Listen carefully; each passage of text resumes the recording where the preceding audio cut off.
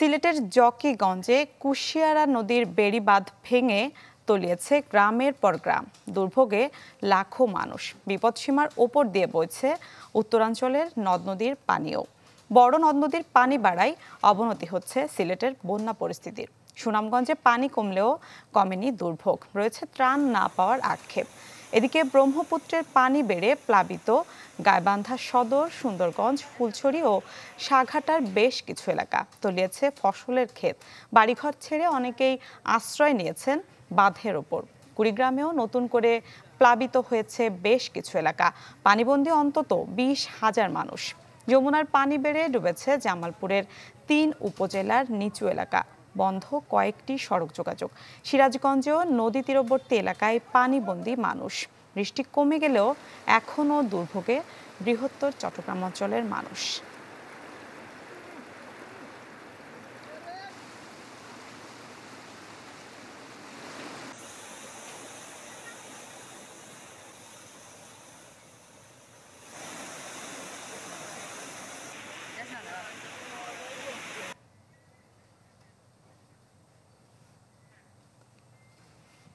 নগদের কাছে সব গ্রাহকই প্রিয়, তাই তো সারা দেশে ক্যাশ আউট চার্জ সবচেয়ে কম। বন্যা পরিস্থিতির আরো খবর জানাতে জামালপুর, কুড়িগ্রাম ও সিরাজগঞ্জ থেকে যুক্ত হচ্ছেন আমাদের সহকর্মীরা। শুরুতেই চলে যাচ্ছি জামালপুরে। সেখানে রয়েছেন সহকর্মী আনোয়ার হোসেন মিন্টু। মিন্টু, পানিবন্দী মানুষের ভোগান্তি কতটা দেখছেন? হ্যাঁ মিলা, আপনি জানেন যে উজানের ঢলে গত কদিন ধরেই কিন্তু জামালপুরের যমুনা এবং ব্রহ্মপুত্র নদীর পানি কিন্তু বৃদ্ধি অব্যাহত আছে। পানি উন্নয়ন বোর্ড যেমনটি আমাদেরকে জানিয়েছে, আজ সকাল 6টা থেকে যমুনা নদীর যে বাহাদুরাবাদ ঘাট পয়েন্টে যমুনার পানি 37 সেন্টিমিটার বেড়ে বিপদসীমার 92 সেন্টিমিটার উপর দিয়ে কিন্তু প্রবাহিত হচ্ছে। আর এই পানি বৃদ্ধি অব্যাহত থাকায় জামালপুর জেলার 5টি উপজেলার যে তীরবর্তী ইউনিয়নের বিস্তীর্ণ এলাকা কিন্তু ইতিমধ্যে প্লাবিত হয়েছে। আর বন্যার পানিতে দেওয়ানগঞ্জ, ইসলামপুর উপজেলার নদী তীরবর্তী এলাকার যে ফসলি জমি, রাস্তাঘাট, বাড়িঘর কিন্তু পানিতে ডুবে গেছে। আর পানির এই প্রচণ্ড তুরে কিন্তু ইতিমধ্যেই দেওয়ানগঞ্জ সানন্দবাড়ি, রৌমারী রাজীবপুরের যে সড়ক এবং দেওয়ানগঞ্জ খোলাবাড়ি সড়ক, পাকা সড়ক কিন্তু ভেঙে গেছে। আর সড়কের ওই ভাঙ্গা অংশ দিয়েই কিন্তু যমুনা নদী থেকে হু হু করে বন্যার পানি ঢুকছে। ফলে দেওয়ানগঞ্জ উপজেলা সদরের সঙ্গে ওই সমস্ত ইউনিয়নের যোগাযোগ ব্যবস্থা কিন্তু পুরোপুরি বিচ্ছিন্ন হয়ে গেছে।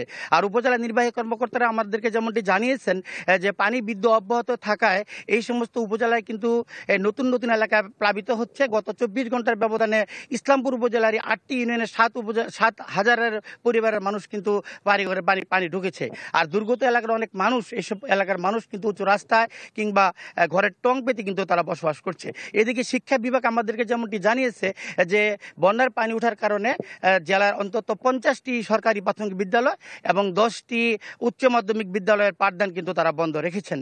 আর জেলা ত্রাণ এবং পুনর্বাসন কর্মকর্তা মোহাম্মদ আলমগীর আমাদেরকে জানিয়েছেন যে দুর্গত এলাকার মানুষের জন্য কিন্তু পর্যাপ্ত পরিমাণ খাদ্য জেলা প্রশাসন অফিসে জমা আছে এবং তারা পর্যাপ্ত পরিমাণে খাদ্য কিন্তু তারা প্রয়োজনীয় খাদ্য, চাল এবং শুকনা খাবার কিন্তু তারা বন্যা দুর্গত এলাকায় বরাদ্দ দিয়েছেন।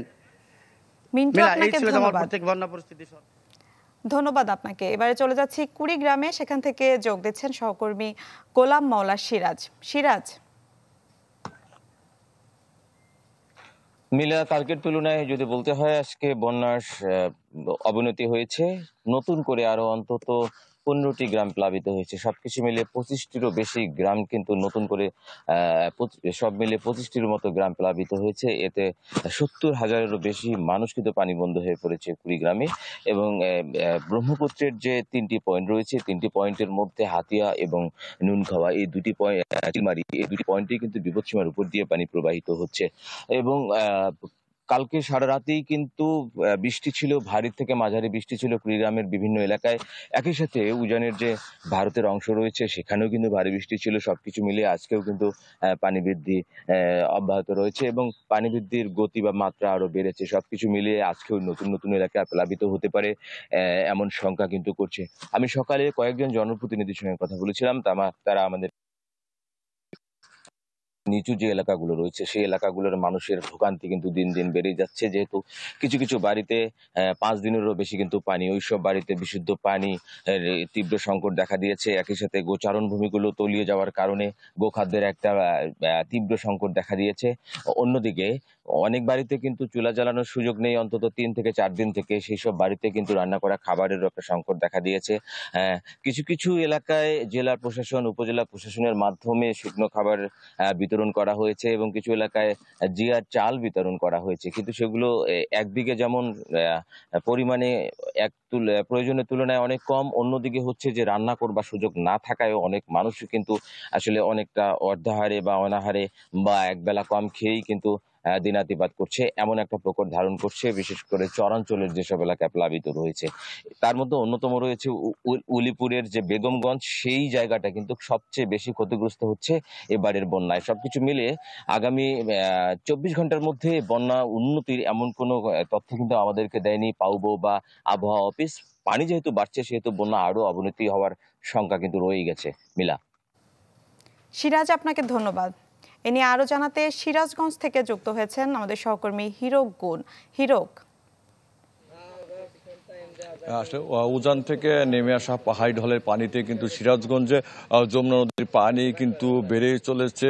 আজকে সকাল 6টায় কিন্তু সিরাজগঞ্জ পয়েন্ট যমুনা নদীর পানি 23 সেন্টিমিটার বৃদ্ধি পেয়েছে, যে কারণে কিন্তু সিরাজগঞ্জের 5টি উপজেলা যে চরাঞ্চল এবং নিম্নাঞ্চল সেগুলো কিন্তু ধীরে ধীরে প্লাবিত হচ্ছে। আমরা আজকে ঠিক রয়েছি সিরাজগঞ্জ সদর উপজেলার সাতিয়ানতলী পূর্ব বাওয়তারা গ্রামে। যদি আপনারা একটু দেখায়, আপনি দেখতে পারবেন যে এই সাতিয়ানতলী এই গ্রামের পুরো গ্রামটি কিন্তু প্রায় যমুনা নদীর পানিতে কিন্তু প্লাবিত হয়েছে এবং আমরা রয়েছে একটি সড়কে, দেখতে পাচ্ছেন যে সড়কটি কিন্তু তলিয়ে যাওয়ায় মানুষের কিন্তু একটি ভোগান্তি রয়েছে এবং দেখছেন যে মানুষ কিন্তু অনেকেই এই সাতিয়ানতলী, পূর্ব মোহনপুর, বাওয়তারা এই গ্রামের অধিকাংশ ঘর বাড়িতেই কিন্তু পানি উঠে পড়েছে, যে কারণে আমরা দেখেছি যে অনেকেই কিন্তু তারা ঘর বাড়ি ছেড়ে কিন্তু অন্যত্র চলে যাচ্ছে এবং গত কদিন ধরেই কিন্তু যমুনা নদীর পানি বৃদ্ধি পাচ্ছে এবং যে পানি বৃদ্ধি পাওয়ার ফলে আজকে সিরাজগঞ্জ পয়েন্টে কিন্তু যমুনা নদীর পানি বিপদ সীমার